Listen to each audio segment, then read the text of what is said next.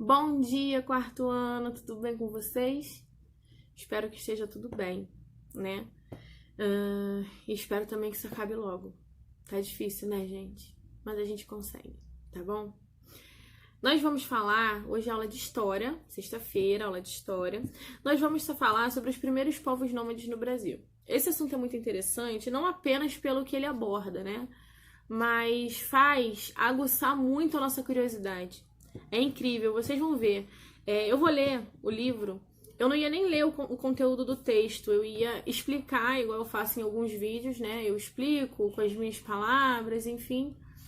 E algumas vezes eu não leio o que vem dizendo no livro, né?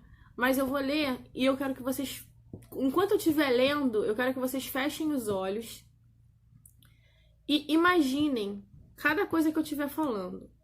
Porque esse conteúdo, ele é muito minucioso, ele fala sobre a vida, sobre como eles viviam, o que eles faziam e como eles faziam, é muito detalhista. Então é importante que vocês coloquem na cabeça de vocês essas palavras e tentem imaginar, porque é a partir daí que nós começamos a entender o valor da leitura. Como é diferente ler um livro de assistir um filme, por exemplo. Tá bom? Então vamos lá. Os primeiros povos nômades no Brasil. Os primeiros povos de que se tem notícias no Brasil viviam num território cuja fauna e a flora, ou seja, os animais e os vegetais, eram completamente diferentes dos atuais. Isso porque o clima era diferente, chegando a ser bastante seco e frio.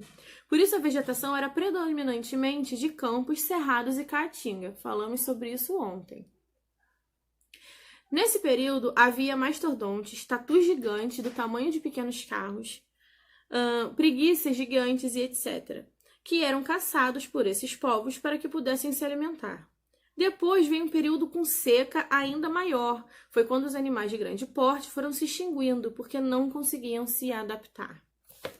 Os povos eram nômades, ou seja, não se fixavam num único local. Ora utilizavam cavernas como abrigos temporários, ora construíam tendas com madeiras e cobertura de pele de animais em campos, alimentavam-se da coleta de frutos e da caça de animais. Há indícios de que esses povos utilizavam instrumentos rudimentares feitos com pedra para realizar diversas ações, como cortar, raspar e bater. A partir de agora que vai ficar mais interessante, que conta um pouco mais dos detalhes, tá bom? No Brasil, os vestígios mais antigos desses povos estão localizados nos sítios arqueológicos da Serra da Capivara, na região de São Raimundo Nonato, no Piauí. Em cavernas é possível encontrar milhares de pinturas rupestres, feitas com tinta obtida pela mistura de óxido de ferro, cera de ouvido, entre outros. Acredita-se que essas pinturas rupestres tinham para esses povos um significado mágico e religioso, para que o alimento não faltasse quando saíssem para caçar e pescar, pois há predominantemente figuras de animais quadrúpedes, aves, répteis e, em menor quantidade, peixes.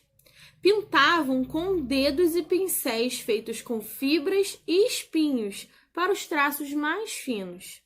Além desses, há também os homens de Lagoa Santa, cujos vestígios foram encontrados em grutas situadas na Lapa Nova do Maquiné, próximas ao Rio das Velhas, em Minas Gerais. Essas pinturas nos dão preciosas informações de como era a vida cotidiana desses humanos. Nos Campos do Sul, tem-se vestígios da existência do povo da tradição umbu. Tratava-se de um povo caçador, que inclusive utilizava a bolhadeira, espécie de uma arma com 2 ou 3 bolas amarradas por uma tira de couro, que, quando utilizada por uma pessoa hábil, prende as pernas de um animal. E o arco e flecha. Eu vou colocar a imagem aí para vocês verem, tá bom? Já nas florestas do sul, também havia o povo da tradição Maitá. Era um grupo diferente, porque não conhecia o arco e flecha, alimentava-se de frutos silvestres e não tinha tanta habilidade como o povo de Umbu, seus vizinhos. E nós temos aí uma imagem, né, de Rio das Velhas, em Minas Gerais. Esse conteúdo aqui, ele é bem, digamos assim, especificando o que nós falamos né? Lembra da era paleolítica, de como eles se comunicavam através de arte rupestre, que eles se alimentavam da pesca, da caça, de frutos, da plantação e tudo mais? Então, é aquele conteúdo, né? Bem dizer, e mais, digamos assim, destrinchado, né? Mais minucioso.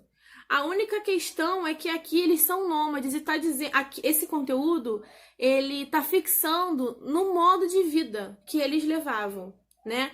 Já falei para vocês que os nômades, eles não viviam fixamente por conta da sobrevivência, né? Que eles viviam sempre em busca de alimento e abrigo, até que para serem sedentários, eles precisaram entender que morando perto de rios, eles conseguiriam ter tanto uma coisa quanto outra, cultivar os animais e cultivar a terra, né? Trabalhando assim na agricultura, na pecuária e a partir daí dando início ao comércio, enfim, as outras coisas que nós vamos ver mais lá pra frente.